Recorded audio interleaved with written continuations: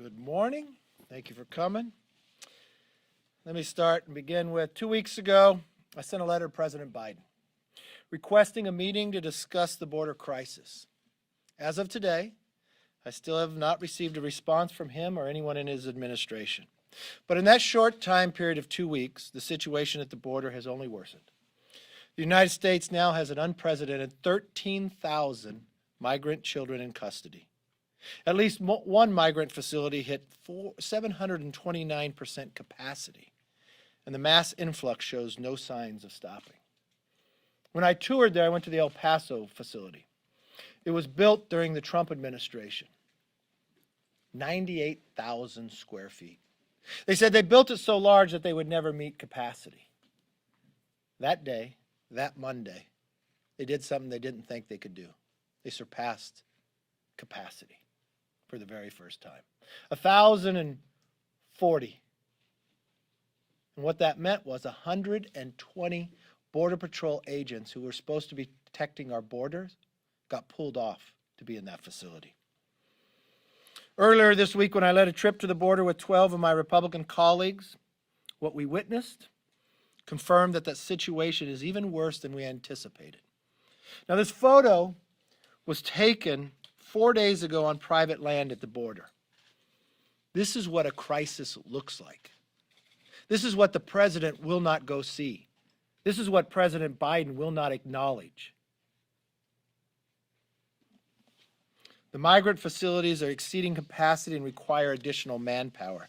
The overflow is taking border security agents off the patrols and creating more security vulnerability for our country. 10% of the migrants in the facilities we toured are testing positive for COVID. And those are just those that are tested. They do not test them when they enter. While I was there, they announced they were moving 1,000 to Midland, Texas, 3,000 to the convention center in Dallas. More coming probably to your cities as well. Not only does this create a health risk for the agents, but has also sacrificed the efforts of our communities have made to stop the spread of this virus. Even more alarming, during our briefing, we're informed that the Border Patrol agents have caught suspected terrorists trying to enter our country. I thought that would make all members of Congress think we'd have to work on this subject. Instead, I've known several Democrats were quick to accuse me of lying on Twitter. One even serves on Intel. Turns out they should have taken that time to find out the true facts. 2 days ago, Axios confirmed that it's just in the past 5 months, Border Patrol agents have arrested at least 4 individuals who match the names on the FBI terrorist screening list.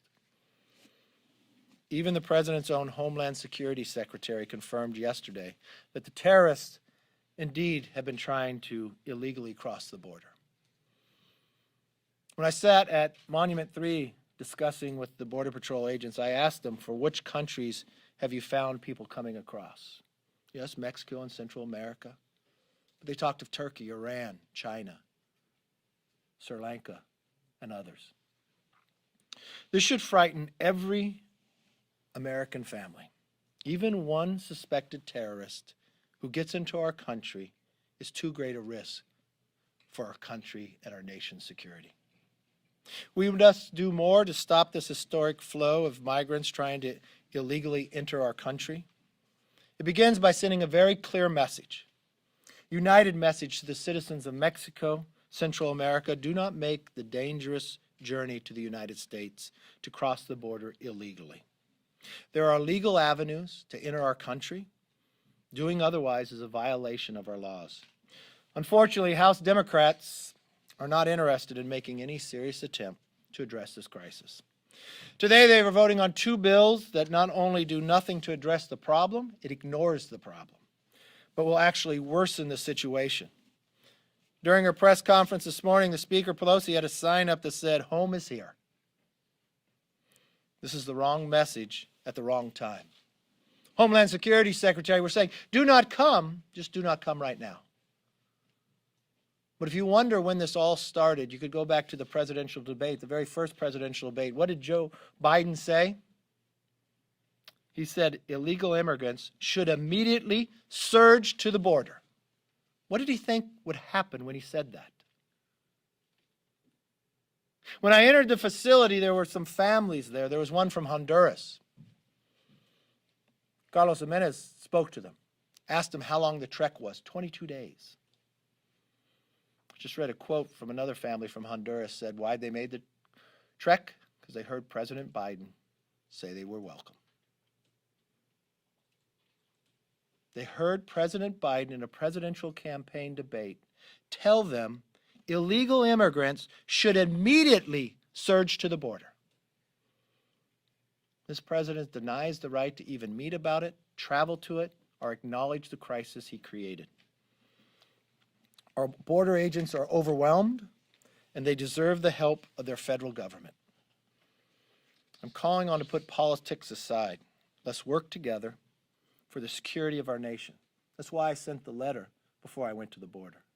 As I sat at Monument 3, you look at the wall that was built in El Paso. It was supposed to be 150 miles. They built 133 miles, 17 short. I asked them, when did they stop? Midnight, January 20th. Has it created a problem? Yes, because it left the old barrier down and easy interest for others. I asked them what they have seen recently. More fentanyl than at any given time. More cartel movement in any given time. President Biden's own secretary says we're going to meet an all-time high, but still won't use the word crisis. The president's going to travel the nation. He's going to tout a $1.9 trillion bill, the single largest. In that bill is health care for illegals, another clear message to create a bigger crisis along our border. Last week, Speaker Pelosi reappointed Eric Swalwell to the Intel Committee. Based on the briefings she and I received together, Swalwell should not serve on the Intel Committee. This isn't about politics. The Intel Committee is a committee not like others. Those in the majority are only appointed by one person, the Speaker. She has all the information that I have. Even if she did not have that information, I think a basic item that all members who get appointed to the Intel Committee should have. If you cannot get a security clearance in the private sector, you should not be appointed to the Intel Committee. Eric Swalwell, based upon everything in public that you know, cannot get a security clearance in the private sector. But only in Congress would he get appointed to learn all the secrets of America. That's wrong. She's got 200 other members who could serve on that committee. And I think the only criteria that someone would have to meet from the very beginning would be, can you have a security clearance in the private sector? If you can't meet that bar, you shouldn't be able to meet a bar to serve on the Intel Committee. With that, let's open it up for questions. Yes, sir.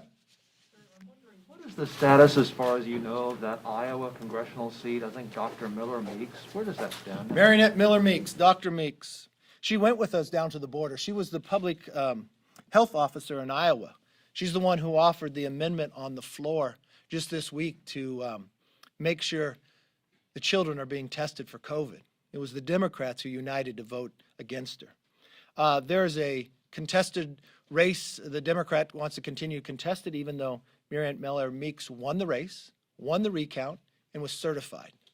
Interesting, the Democrats who contesting it didn't go to the court system, which was the appropriate place to go. She said, I'm taking it directly to the House because that's where she thinks she could get the outcome that she desires. Speaker Pelosi talks about it. I know as of today, their majority is not of 5, it's only of 4. I've watched this majority do things that no Congress in the past have done. I would not put it past them to try to steal a race. They did it before in 1985 at the Bloody 8 of Indiana, but they should not be able to do it now. They should uphold exactly what the recount said. Yes, ma'am. McCarthy, would you define January 6th as an insurrection? Yes. And Yes. following up on the 9/11 style commission? Yes. Where does this stand? Have you spoken with Speaker Pelosi? Is there any path forward? I think the path forward very easily. I mean, if you go back to the 9/11 Commission and those who ran it, Governor Keane and Hamilton, they laid out a the framework that would work. Unfortunately, the only person who's opposing that is Speaker Pelosi. I read today in some place that she maybe was in Punch Bowl. Does that give you a plug? Does that help you? All right. Is that where I read it? You haven't said the sentence yet. Okay. That she wants to go through committees that Democrats control, so it seems like she wants to do something political instead of get to the truth, instead of making something set up that is bipartisan, much like the 9/11 Commission. If she goes down that path, we know exactly what it is, just a partisan play. Have you given her any of your suggestions? Yes. I sent back to her. It's the same suggestions that the bipartisan commission, the Republican and Democrat said. You make it equal, number of Republicans and Democrats. You make it equal when it comes to subpoena power, that both have to sign off, and you don't start with any findings. That's how you find truth. But if you start with a premise that you only want it one-sided, you understand what the outcome is going to be. We've watched what she has done in the past when she appointed Honore on the comments he have made. He's never should have been appointed. He literally stated that 30 to 40%, if I got the number right, of the Capitol Police were complacent in the January 6th. He said something to me or qualified honest about Jim Crow laws. When I asked him about those, you know what his answer to me was? When I said, "Why'd you say these?" He goes, "I didn't know I was going to get the job." He never should have been put in that position. But the speaker picked him, knowing what he had said not years ago, but just recently. So it seems as though she wants to put politics to this instead of get to the real answer. Yes. Yeah, regarding the Capitol Police, should acting Chief Pittman remain in her role as the leader of that department, or should there be a change in leadership? Well, she's acting. I think we should go and search for who's best, but the number one thing we should do is change the structure of that. But, I understand, a bipartisan contingent of lawmakers have agreed that it's antiquated, the Capitol Police Board, needs to be changed. I understand that. Do you think that she should continue serving as the leader of the department? I don't have enough information because it all rests with the speaker. Yes. Peter, what is your reaction to the Atlanta shootings this weekend? Do you condemn violence and discrimination against Asian Americans? Oh, yes. Condemn them completely. I mean, in terms of some of your colleagues who have suggested the former I don't think president any and some colleague would not Republicans condemn have that inflamed violence. Anti-Asian rhetoric. I mean, do you regret using terms like Chinese coronavirus and I don't know, does CNN regret that? Does the Democratic committee that started out regret that? I would wait to see why the shooter did what he did, but if the virus came from China, and I think the knowledge we had at the time is exactly that, I don't think people, from the standpoint, should go after any Asian from any shape or form, and I condemn every action to that. Yes. I have just two questions. Just two. Following up on that, on Honore. Well, first of all, did you put in Punch Bowl that part, or did I wasn't give actually you wrong paying credit? attention when he said it, so, yes, I think we did something on the 9/11 Did you not commission. write this? Should I talk to John You instead? should talk to Brett. Okay. No, I was. You're gonna- sleeping in today. Okay, go No, ahead. I'm What's your sleeping in. questions? Do you take issue with what Honore has suggested in any way? Well, you're saying what he suggested. What part does he He suggest? issued a report based. Like, I don't think the report has merit based upon, if you don't change the structure, the outcome's not going to change. I don't think Honore should have been in charge of this based upon his comments, not long ago, but short ago. He had a preconceived notion that was wrong. So I disregard the report entirely because of that. And number two, what was You said there was a surge at the border because of something Biden said in the debate. What did he say in the Okay, debate? what Biden said in the debate, let me get it for you. You could paraphrase it. Well, he said in the very first debate, well, I don't want someone to yell at me. Okay, here we go. I don't have my glasses on. In the first Democratic primary debate, Biden says when he's president, illegal immigrants should immediately, this is quote, immediately surge to the border. I could play the video if you want. Okay, you trust me? All right. I'll send it to you. So if I may ask a question back. If you are that Honduras family and you're reading this and the person running for president said, you should immediately surge to the border, He wins the presidency, and what's the first thing he does? He says, I'm going to make 11 million illegal immigrants citizens. The Democrats put on the floor today before and changes the Dreamers bill to not that you had to be here before, but just by January, that he removes remaining in Mexico policy. He removes the PACER policy. He stops the building of the wall. He questions whether to keep Title 42. That's why you'd put your whole family together and make this trek, because you just listened to what President Biden said. No law has changed by moving of Congress. This entire crisis is created simply by Joe Biden's actions and words. And when I watched him on Stephanopoulos the other night, finally said, well no, don't come. His own administration, his secretary said, we're saying don't come, not to come, but just come later. He's still telling you to come. He's created this crisis that he won't acknowledge, that he won't even go visit to see, and now he's denying press from even to watch or see what's happening in the border stations. These border agents are spread so thin. That $1.9 trillion had no money to help them. While I was going through this brand new processing facility that's 98,000 square feet, that had just hit capacity that they never thought would happen, they're taking their parking lot and now they're putting up tents. And they're taking their operational money to do it. And they're removing agents from the border that they're trying to protect, where the wall has stopped being built from people coming over to care for these individuals. And the president denies the right to even go there, and denies the right of press to even cover it. And he said in his own words, while he was running for president in a presidential campaign, illegal immigrants should surge the border. That's exactly what's happening, and that's why. Mr. Leader. Yes. Mr. Leader. Thank you, Mr. Leader.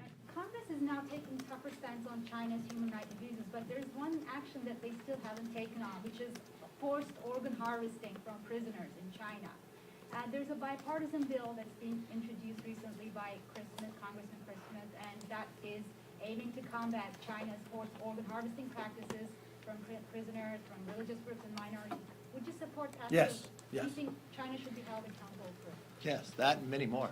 Yes. Regarding Swalwell, Yes. are you suggesting that he has applied privately for a security clearance and was denied for that? Because I believe the No. I'm not suggesting he applied privately. I'm suggesting that the criteria to get a security clearance, that he cannot meet it based upon the information in the public today.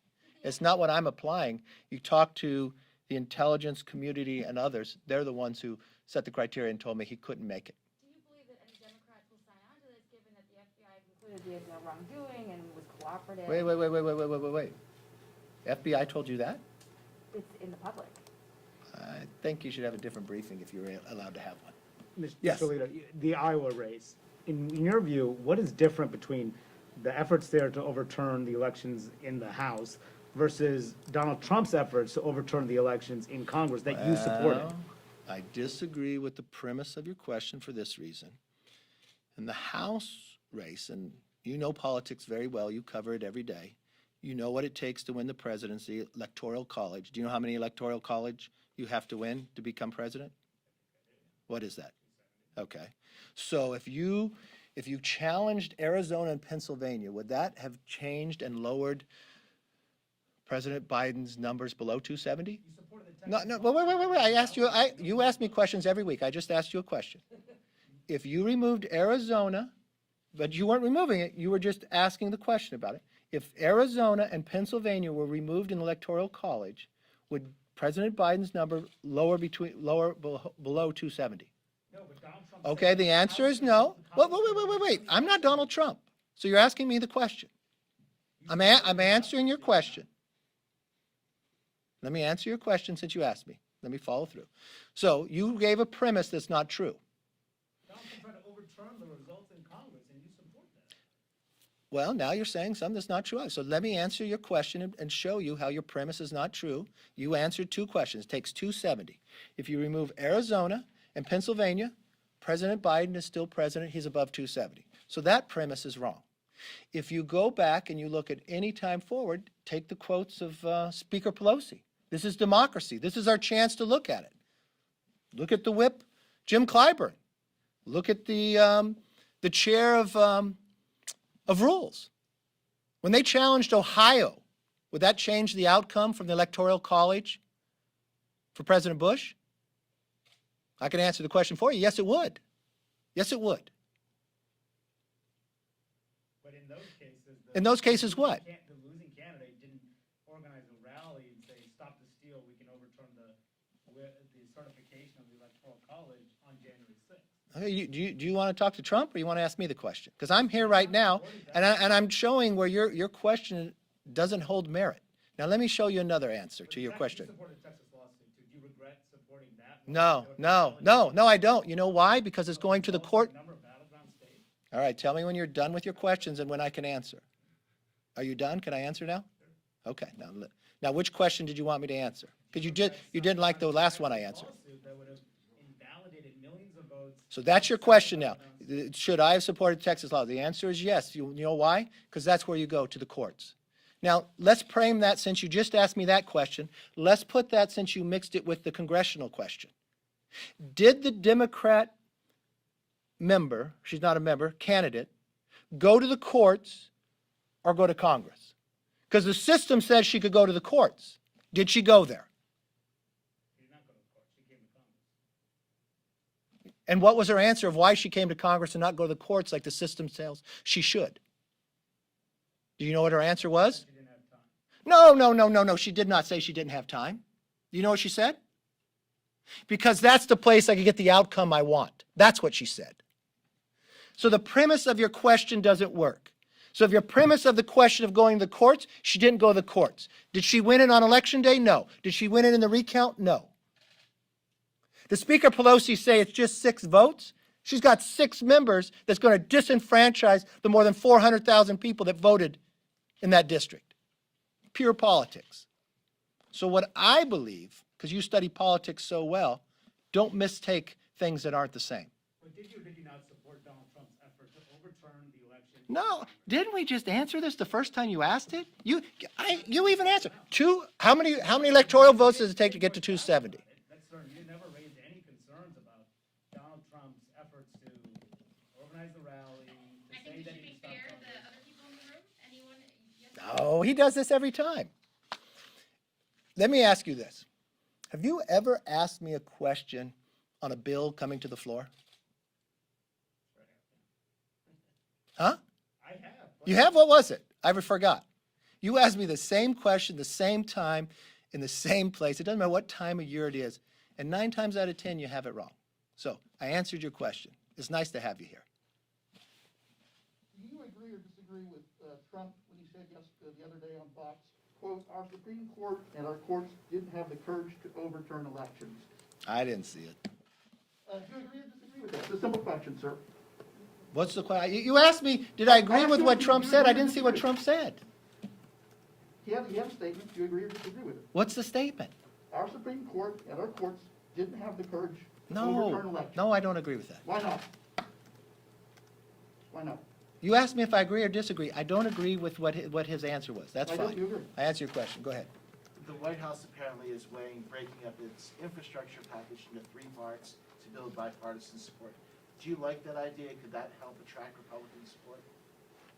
I got to know what's in the bill. If you break a bill up, it doesn't matter if it's in 5 parts, 3 parts, or 1 part. It's what's in the bill determines whether we'll support it or not.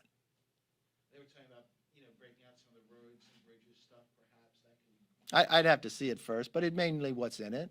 I mean, are they going to try to do Green New Deal in 1, bridges in? I don't know. I don't know what they're thinking, and I don't even know if I listen to Bernie Sanders, who's the chair over in the Budget Committee in the Senate. He says he wants to do reconciliation again, which means they don't want it to be a bipartisan.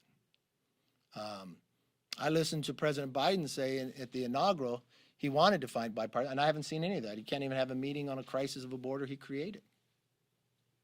Yes. I want to go back to what you mentioned about Swalwell. You've been pointing to what's in the public, and then when I mentioned about the FBI's conclusions being in the public, you suggested that there might be some other report that I should see. Are you saying there's something You we can't don't see know it. about? You can't see it. It's classified. I can't talk about what I learned in classified briefing, but I do know the speaker heard the same thing I heard. And do you expect any Democrats to sign on to this? I would expect the people to hold the same criteria. Unfortunately, the FBI won't give other people briefings. But what you know in the public domain right now, this individual couldn't get security clearance for a private sector job. Why would you put him on there? And he's not voted on based upon their conference, just one person. So all the time before, Democrats could hide behind Nancy Pelosi. It's not about politics. This is surely about members know what Intel Committee gets to review and know. He doesn't rise to that occasion. And unfortunately, he should not serve there. And Democrats should vote with it too, yes. And it's not personal about him. But everything It's not the right place for him. shows that he was targeted by a foreign government, not that he was cooperative with it. I or aware of it. cannot talk to you about what I was given in a classified briefing. But I believe even what you know in the public domain, if in the public domain he can't in the private sector get a security clearance, that should be the basis of whether anybody can even apply to be on the Intel Committee. On what ground could he not get one? Simply what you know in the public domain, he could not get it today. So how does that disqualify him personally? If he doesn't have any cooperation, someone externally targets you, the FBI. I says, cannot "Oh, tell you you didn't what do I anything was, I wrong." cannot tell you what I was briefed in a classified briefing. But what's in the public domain, he does not rise to the occasion to get a security clearance in the private sector. If you cannot get a security clearance in the private sector, you should not be able to be on Intel. As easy as that. You don't have to know what's in classified briefing, but that criteria he cannot meet. He should not be able. I would not allow, and I would not appoint a Republican to the Intel Committee that could not get a security clearance in the private sector. Simple, basic, where we're at. Yes, ma'am. Just with respect to the vaccine, I know you have called for a regular order to be restored, yet some members still have not gotten vaccinated or don't want to, and especially now that the former president has come out saying people should get vaccinated, will you tell your members to do the same? Yeah, I've always told my members to do the same. I've spoken to the doctor. Approximately 75% of the members have been vaccinated. That's probably more than the number that shows up to vote in person. It's roughly 30 to 40 of the members who have the antibodies who got COVID. If you were a impeachment manager from the House and you went to the Senate, you didn't have to wear a mask on the floor in the Senate.